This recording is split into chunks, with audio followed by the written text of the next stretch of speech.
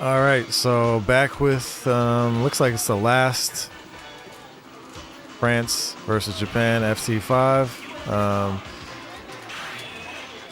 This time it's me versus ISIMORN's FEILONG. After we played the Ken Balrog matchup, he said, "Let's play one more. My FEILONG versus your Ken." And I didn't even get a chance. I didn't even get a chance to introduce myself yet. You're hitting the character-specific combos. that was a nice way to start. So yeah, back again, Makiri and Riz. And what do you think about this matchup?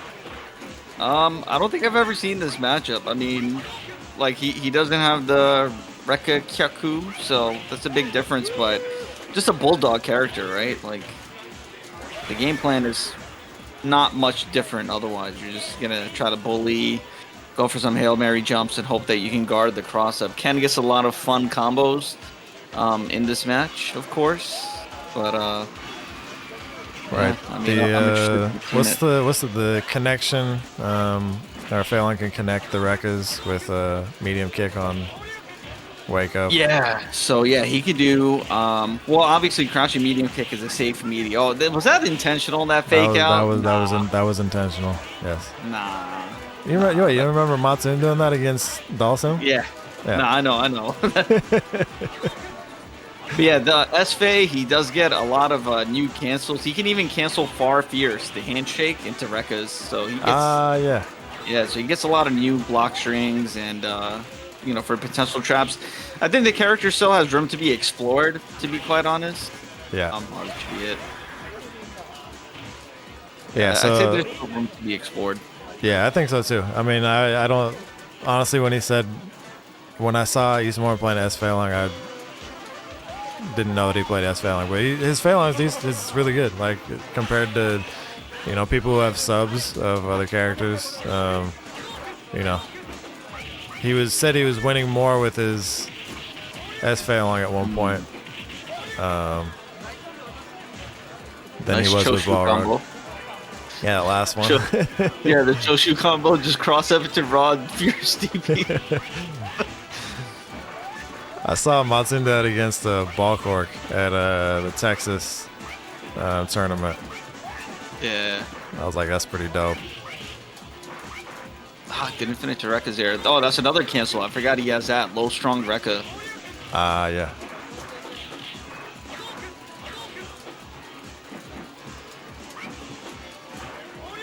Like here, FEILONG just has to kind of bully. Yeah.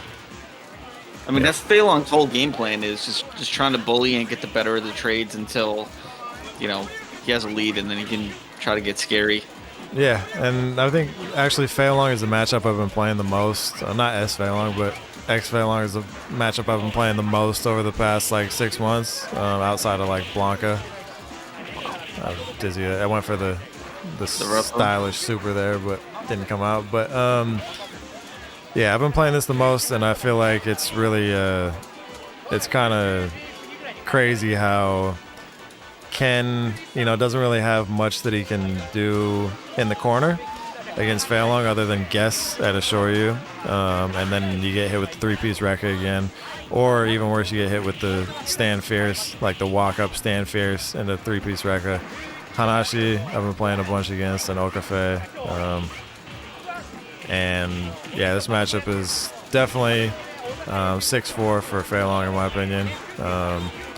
There was some kind of, people used to think it was probably around 5.5 or 5.5 maybe, but the fact that FEILONG can get one jump in and get a dizzy, and also Ken has to throw fireballs, but if you throw a bad fireball or if you throw it just at the wrong time, it's a liability more than it is a strength. So it's a difficult matchup when you are doing it at the highest level against some really good FEILONGs. It can be kind of I don't know, frustrating. Reminds me of what Snoop Dogg. It reminds me of what Snoop Dogg once said in that song with Tupac. So what does he say? Let me tell about life, about the way it is. You live by the gun, so you die by the gun, kid. That's Ken's fireball. Like, you need to throw it, but it's also gonna kill you. Yep. You have no choice. You gotta throw them, but it's also gonna possibly be, most likely be your downfall against FEILONG. Because even the startup on the Hadouken is so bad that records can, beat the startup on it. Or you can just crouch fierce. You can crouch medium. You can stand fierce. That also, when you get if Ken softens the throw, that's probably worse than just taking the whole throw. Because of the fact that FEILONG gets a ambiguous cross up, and I still have no idea which way it hits on certain times because they can go for the double crouch fierce, which dizzies right away, or they can go for the stand light kick, which hits on the other side. It's just a 50-50. Nice meaty combo. Yeah, that was another S-Fei. Yeah, you see that? Combo. ISIMORN just inventing combos on the spot right now. I don't know if he knew that combo. He's just like, you know what? This is S-Fei, better combo. That was like two normals into a Rekka. Yeah, he turns into an SNK character. Right.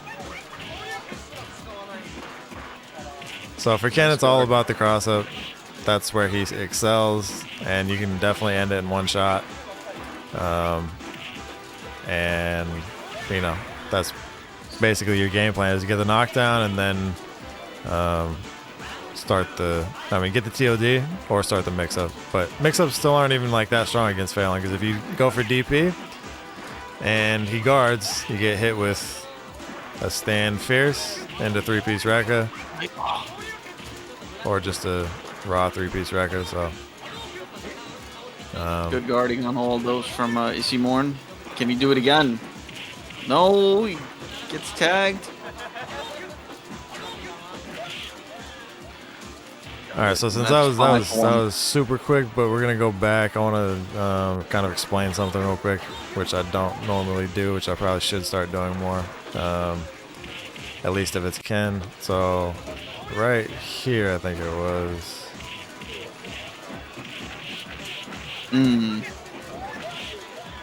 So that right there, it's an early. Matsune. I'm not sure if he invented it, but the first time that I saw it was when, in the first attempt against Suzuka, it was kind of like he started pulling it out around like the 5th match, or like when he was down and he started coming back, and I was like, wait, he's been saving this. You and me were watching that together. Yeah, we're commentating it, and I was like, he's been saving that, because I've never seen him do that before. And it's basically just after knee bash, you can do an early normal in the air and have it come back before you land, so that then you can go for the low. So basically, they're guarding high because they think that you're going to hit a normal, and it has to be guarded high after a jump, right? So if they're guarding high for that normal, then they're going to be susceptible to take the low hit, which in that case is like it's basically, I think it's like 50% dizzy if you get the 4-piece hit, sometimes based on like maybe frame skip, or I don't know what it is, but like what we've been seeing lately as far as like different lengths, right? Sometimes the sweep won't hit, but a lot of times it will. So it's basically like 50-50 dizzy. And I'm not really sure how you get out of it, but you can just guard. I think you can do just reversal throw. Yeah, so there's a few things. Like that's one of those, it's a condition, right? Like you're conditioning your opponent, because when stuff gets high stakes, it's really hard to react to every mix up, and so. Matsune, he's scaring you with his ability to knee bash. You're focusing on defense. You're like, I'm just gonna block and then deal with the mix up later. But because he gives you nothing to block, he takes away, like, he made you focus so hard on the one mix-up that you forgot about, you know, the other part, which is defending low. And actually, I think Ken on FEILONG can do that low forward funky kick into stand fierce even. I don't think he needs sweep. Oh, yeah, the Choshu combo. I don't like how that looks, though. I don't know. Yeah, I don't like it either. I'd never use that. The sweep into Tatsu is flossy. Like, yeah, the stand fierce is definitely Choshu. I think it was, he used that against Cammy? Was it Cammy? I don't know. Did he? There was some. No, man. I think he's using it against FEILONG. He uses a lot of weird combos against FEILONG. But yeah, I think that's the best one. There's something else that I saw that I wanted to explain. By the way, I feel like I've seen Matsun do that like over a decade ago. Yeah. And I want to say maybe it was against a Ryu or a Vega, but he did the same thing, early jump roundhouse, and he just did like short repa. But I think he only did it one time because he was like on 0 vital and was just like, yeah, I gotta go for it type deal. Yeah. But now it's more of a conditioning type game. It's like it's layered. Right. The first time that I saw him do that was it's actually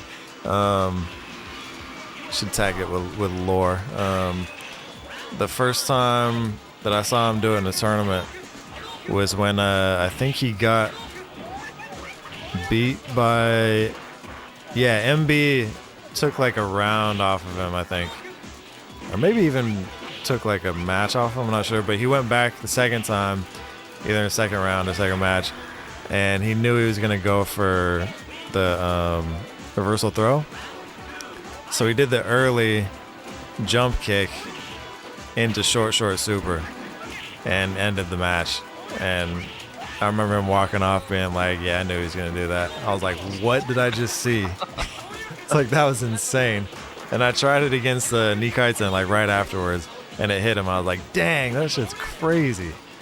So yeah, it's, you know, it's viable until the person kind of reacts to it or starts, you know, gets conditioned to it.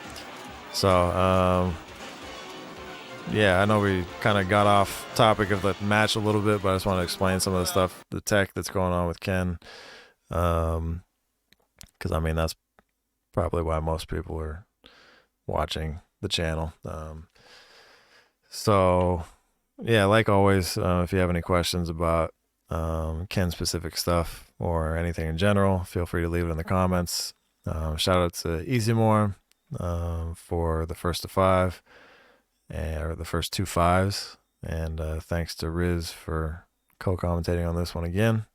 And I think that concludes the Japan versus France first to 5s from Versus. So thanks to everybody who's watched all of them so far, and they will stay up on the channel for as long as the channel's up. So yeah, hope you guys enjoy them, and thanks for watching.